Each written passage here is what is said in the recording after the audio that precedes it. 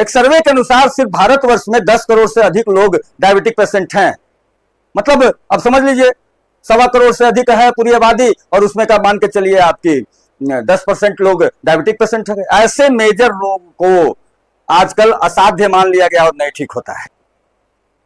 लेकिन एक्यूप्रेशर चिकित्सा पद्धति पहचानेगा भी और ठीक भी करेगा। अब देखिए एक्चुअली क्या होता है। पैनक्रियाज इंसुलिन का सेक्रेशन करता है, इंसुलिन चीनी को पचाने का, ठीक है। लेकिन अब और डेप्थ में थोड़ा सा चलिए चलते हैं, क्योंकि ये इंपॉर्टेंट विषय है, इसको और डेप्थ में जानना आवश्यक है।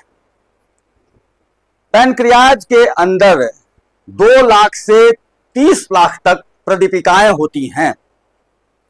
उन प्रदीपिकाओं में 4 तरह का सेल होता है, alpha cell, beta cell, delta cell और एफ सेल्स।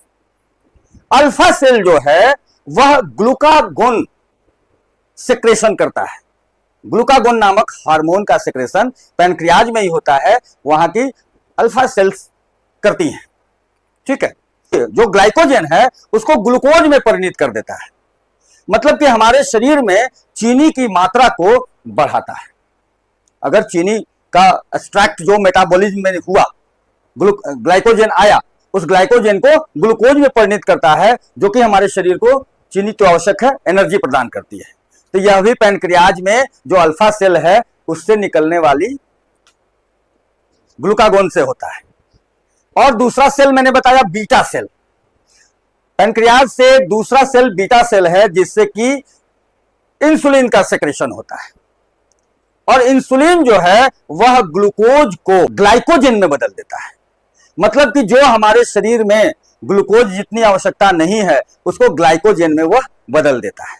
ग्लूकागोन ग्लाइकोजन को ग्लूकोज में बदलता है, इंसुलिन ग्लूकोज को ग्लाइकोजन में बदलता है।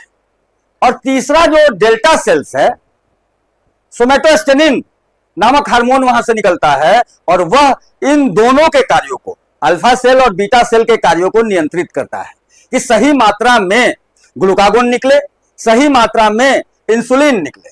अगर सही मात्रा में निकलेगा तो फिर चीनी सामान्य रहेगा, ना अधिक होगा ना कम होगा, मतलब जितनी मात्रा में ग्लूकोज होनी चाहिए उतना मात्रा में रहेगा। अगर बढ़ गया है ग्लूकोज तो इंसुलिन उसको पचाने का काम करेगा। अगर घट गया है ये चीनी हमारे मात्रा में, तो ग्लूकागोन जो है ग्लूकोज बढ़ाने का कार्य करेगा। सोमेटोस्टेनिन जो डेल्टा सेल से निकल रहा है वह इस दोनों को कंट्रोल करता है।